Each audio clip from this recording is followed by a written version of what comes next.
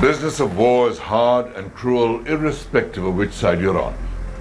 A captured diary of a Pakistani infantry officer described how his company had 71 men when they crossed the LOC and took up positions near Kargil in India. 25 of those 71 were evacuated because of altitude sickness before the war even began. No replacements ever came.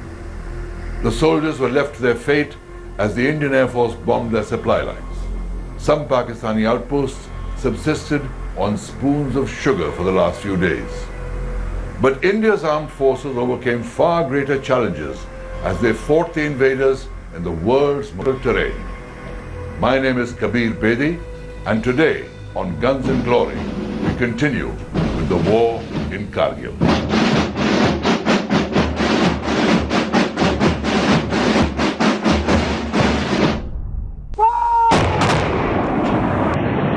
As the Indian Army and Air Force began operations in Kargil,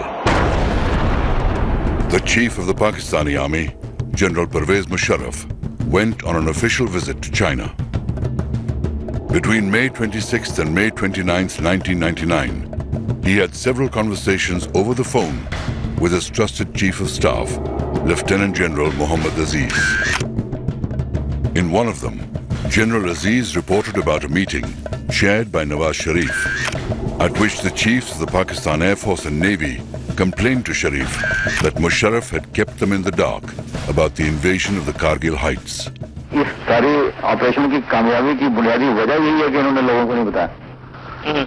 अगर ये बताया जाता है तो हमारा तजर्बा ये कहता है जैसे पहले सारी कोशिशें नाकाम होती रही ये भी नाकाम हो जाती। This telephone conversation was intercepted by RAW, India's intelligence agency, and made public. The transcripts were distributed to foreign embassies in Delhi. At once the world knew that from the beginning, Kargil had unquestionably been an operation of the Pakistan Army.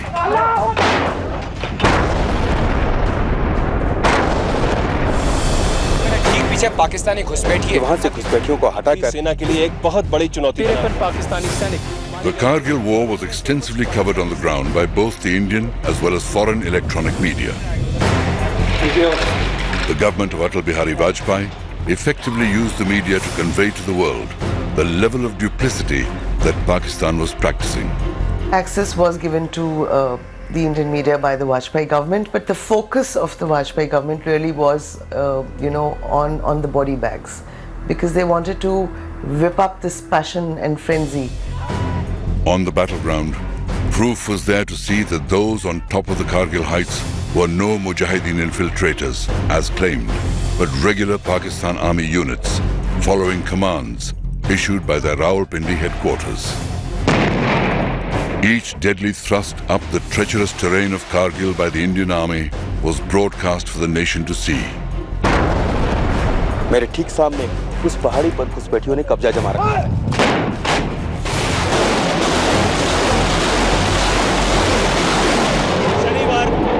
शनिवार 7:45 बजे है और भारतीय सेना ने For the first time, Indians saw their heroes in action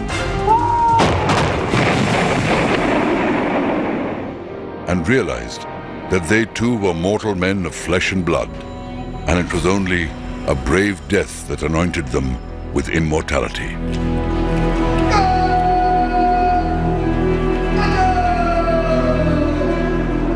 The people who won the Kargil war for us were really the junior officers and the mid-level officers.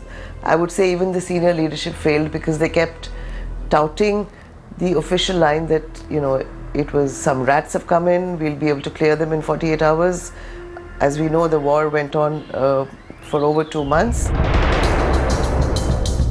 The final assault to capture Point 5140 began from different directions. 3 battalions, 1 each from the Garhwal Rifles, Jammu and Kashmir Rifles, and the Naga Regiment were given the task of evicting the Pakistanis. Captain Vikram Batra of the 13 JAK Rifles and his Delta Company were among those tasked with recapturing Point 5140.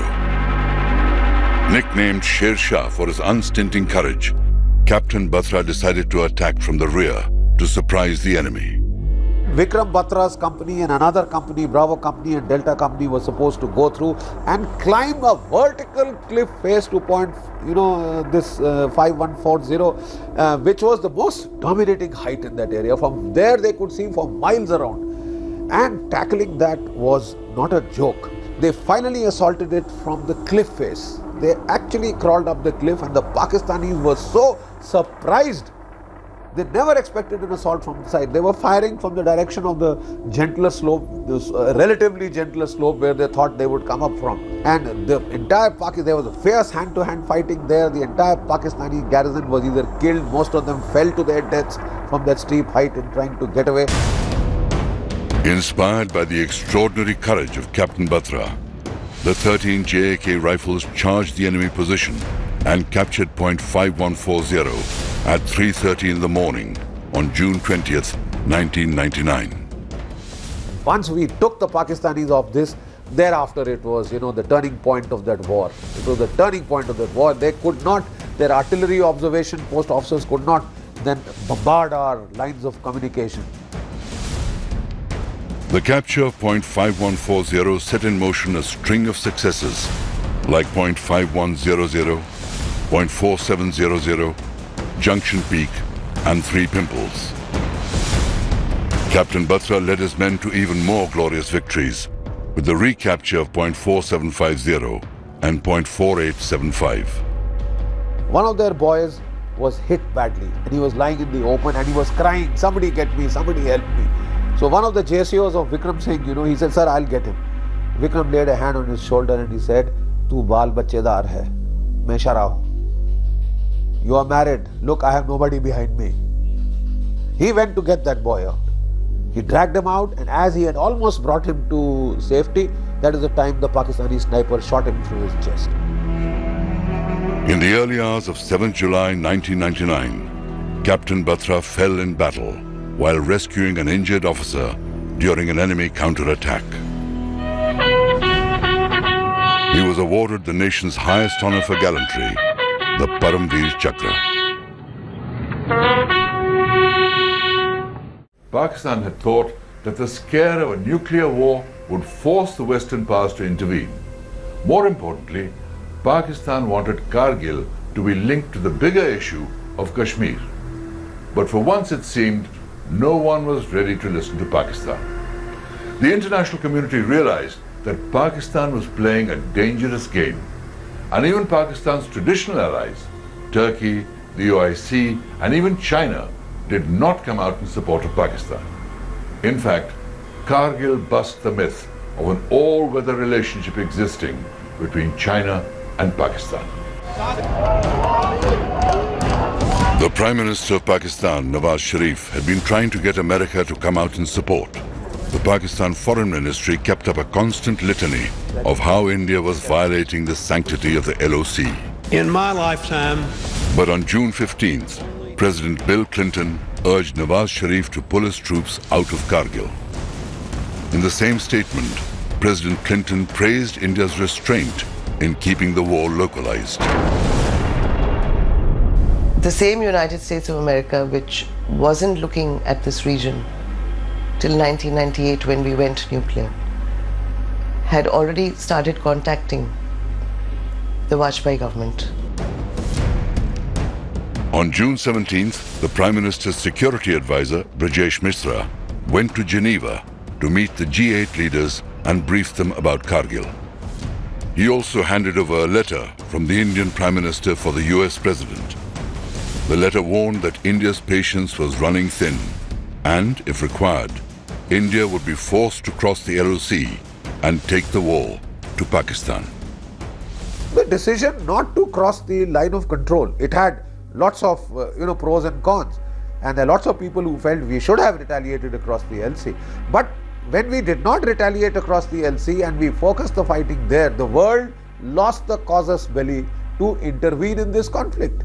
They could not intervene, and we took 2.5 months, but we methodically sorted them out. India's Vajpayee took the stand that we will not violate the line of control and we will not cross the line of control, and a lot of that was done in conjunction with the US. Right from the beginning of the conflict, India had been very clear that it would respond with force. But many measures were taken to deter Pakistan from escalating the conflict into a full-scale war. On May the 20th, even before Indian action on the ground began, the Indian Navy was put on full alert. Naval and Coast Guard aircraft began a continuous surveillance along the western coast. A lot of ships of the Eastern Fleet were brought to the Western Fleet. They sailed out, almost readied themselves to more or less carry out a blockade of, Pakistan. You know, choke their harbors at Karachi and elsewhere. And the Pakistanis were shaken. You see, they had never expected this response. They felt it would be confined to the Kargil heights. Local infantry action. Then they found air power brought in. Then they found the Navy deployed. You see, that is what shook them up. Amphibious forces of the Indian Navy from the Andaman Islands in the east were moved to the western seaboard. As the exercise shifted westwards, Pakistan moved all its major warships out of Karachi. It also had to escort oil tankers from the Gulf, anticipating attacks or a blockade by Indian ships, which limited their supplies. Prime Minister Nawaz Sharif later disclosed that at the time, Pakistan had just 6 days of fuel to sustain itself if a full-fledged war had broken out. While the Navy kept a watch on the sea, the fighting in the mountains intensified.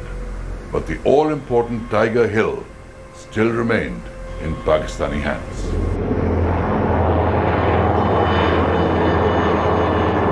Tiger Hill stands 16,700 feet high, overlooking Dras.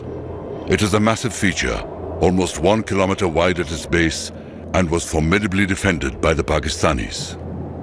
The Pakistani Northern Light Infantry had taken positions on top of Tiger Hill, as well as on the high ridge that ran to its west. Several peaks south of Tiger Hill had also been occupied by the Pakistani soldiers, and these provided observation points of the surrounding valleys and ridgelines. Point 4460, a kilometer south of Tiger Hill, was within supporting range of the NLI's artillery mounted on Tiger Hill. The Tingle Nala divided the complex, and Hill 4875 and Point 4540 stood opposite Tiger Hill. The Pakistanis defending Tiger Hill and the Western Ridge had moved in heavy ammunition to create an engagement area with interlocking fire from multiple sides. An anti-personnel minefield also blocked the approach from Point 4540. A 12.7 millimeter gun atop Trig Hill, a peak 2 kilometers northwest of Tiger Hill, provided the Pakistanis additional heavy weapon support. Their artillery battery on Point 4388 fired into the engagement area as well. The Indian Army faced a nearly impossible task in recapturing Tiger Hill.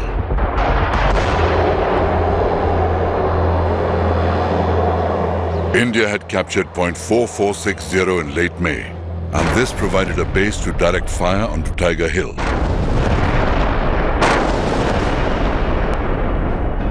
In order to conserve manpower, Pakistan's Northern Light Infantry abandoned Point 4540.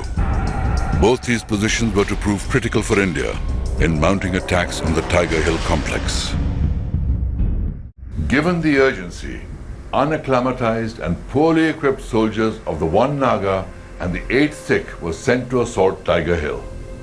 Murderous crossfire from the Pakistani positions inflicted heavy casualties on the Indian soldiers, and the assaults failed. The units surrounded Tiger Hill and dug in to wait. The Pakistan NLI launched counterattacks, but they lacked the numbers to push the Indian battalions off the hill. NLI soldiers even resorted to rolling boulders downhill onto the Indian forces. Then the Indian bombings began.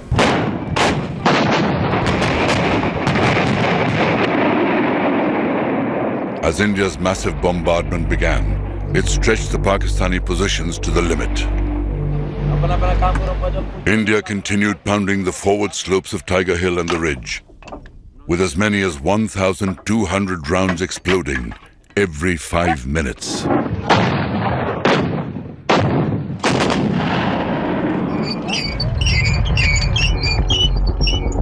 The Indian Army found an undefended flank on the east, and through this, they launched their attack on Tiger Hilltop.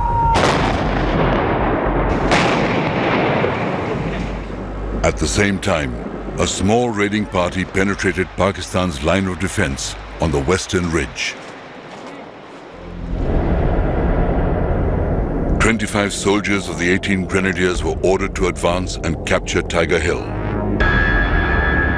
After scaling the rocks for 3 nights, they were just 50 meters below Tiger Hill when a stone slipped, giving away their position. Seeing this, the enemy opened up heavy machine gun, grenade and rocket fire, and in hand-to-hand fight, the team leader Havaldar Madan Lal and 5 soldiers got killed. But 7 soldiers who were near the Pakistani bunkers could neither advance nor retreat. One of them was Grenadier Yogendra Singh Yadav. Sensing the gravity of the situation, Yogendra Yadav wanted to silence the automatic fire of enemy machine gun which was coming from a bunker by throwing a grenade inside it.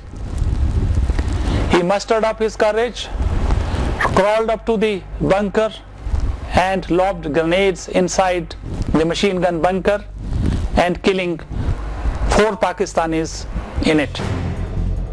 Yogendra Singh sustained 15 bullet injuries and was the sole survivor of the 7 soldiers of the 18th Grenadiers who stayed on to fight the Pakistanis. यहाँ पैर में हाथ में गोली मारी, last में उसने यहाँ पे गोली मारी। तो 3 दिन तो हो गए थे पहाड़ी में चलते चलते, पूरी पैंट फट चुकी थी पीछे से। तो पर्स रखा हुआ था यहाँ पर, पर्स में कुदरती तौर पर जो है गिलट के 5-5 रुपए के कई सिक्के थे। जब उसने गोली मारी तो वो सिक्के पे लगी तो रिकोचिट होगी गोली, तो मुझे एहसास लगा कि मैं मर गया। जब उसका दूसरा जवान बंदा साथी जो हमारे साथ पास आया वेपन उठाने के लिए, उसने मेरा AK-47 उठाया और वापस मुड़ा तो मेरी एकदम आंखें खुली ऐसे जैसे नींद से जगा हूँ। अंदर से एक आया कि अब यार अभी तक नहीं मरा तो मरेगा भी नहीं। मैंने अपना एक ग्रेनेड निकाला और उसके ऊपर ऐसे थ्रो कर दिया। The injured Grenadier Yadav single-handedly kept on fighting and before falling unconscious passed on a vital piece of information.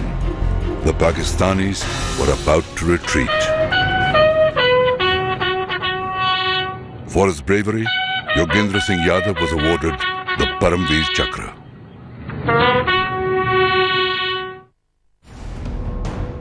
The Pakistani forces had been split in 2. They desperately tried to counterattack to join their lines. On July 8th, facing near certain defeat, the NLI abandoned Tiger Hill, leaving all their dead behind. While most of the Kargil war was fought around Kargil, there was one battle which was fought on the Siachen Glacier. Pakistan's NLI had occupied the Balal post, 19,000 feet high, the highest point that divides Indian and Pakistani positions in Siachen, a height where soldiers have to fight for every breath. In an amazing feat of mountaineering, 48 heroic men of the Indian Army climbed 1,800 feet of near vertical rock face to surprise the Pakistanis and recapture Balal post on June the 27th, 1999. Such is the grit of the Indian soldier. But for the Kargil war to end, Nawaz Sharif had to rush to Washington. On June 27th, Pakistan's army chief announced at a press conference that Prime Minister Nawaz Sharif would shortly be leaving for Washington to meet President Bill Clinton to find a solution to the Kargil crisis. At that time, Nawaz Sharif was in Beijing, meeting the leaders of China. On June 28th, he abruptly ended his China visit and returned to Pakistan. In Washington, President Clinton changed the dates of his planned vacation to meet Nawaz Sharif. The US had even pushed for Prime Minister Atal Bihari Vajpayee to travel to Washington, but Vajpayee refused. Bill Clinton met Nawaz Sharif on July the 4th. Behind the scenes, Pakistani and US officials sat across the table to hammer out the exact wording for the declaration that would follow. Bill Clinton's national security advisor, Samuel Berger, constantly discussed the wording with Vajpayee's security advisor, Rajesh Mishra, in Washington. In Delhi, Prime Minister Vajpayee waited for President Clinton to call and tell him that Pakistan would withdraw its remaining troops with immediate effect.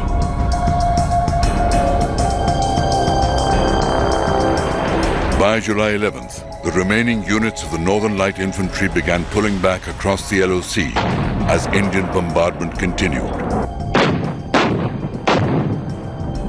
And Indian troops recaptured key peaks in the Batalik sector.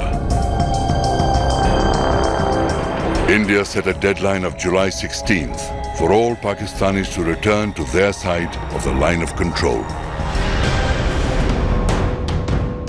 On July the 12th, Nawaz Sharif went on television to explain to his people why Pakistan was retreating from Kargil. The war in Kargil officially ended on 26 July, but it had far-reaching consequences for the future.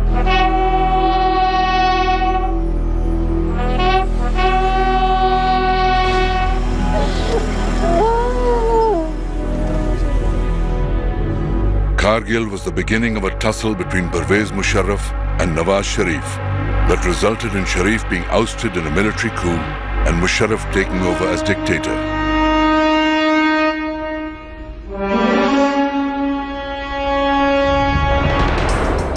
Today, the wheel has turned again, with Nawaz Sharif back in power and Musharraf being tried for treason. India learnt many lessons from Kargil. It ushered in long-term changes in the army's deployment and response strategy along the line of control. As the economy boomed, defense spending kept going up year after year. Kargil also made the Bofors guns legendary. And in Kargil, the Indian Air Force wrote the instruction manual for high-altitude air warfare. But war is war. And where there are guns and glory, there is also terrible death and suffering. We end this series with the idealistic hope that there are no more wars and that glory not depend on the barrel of a gun.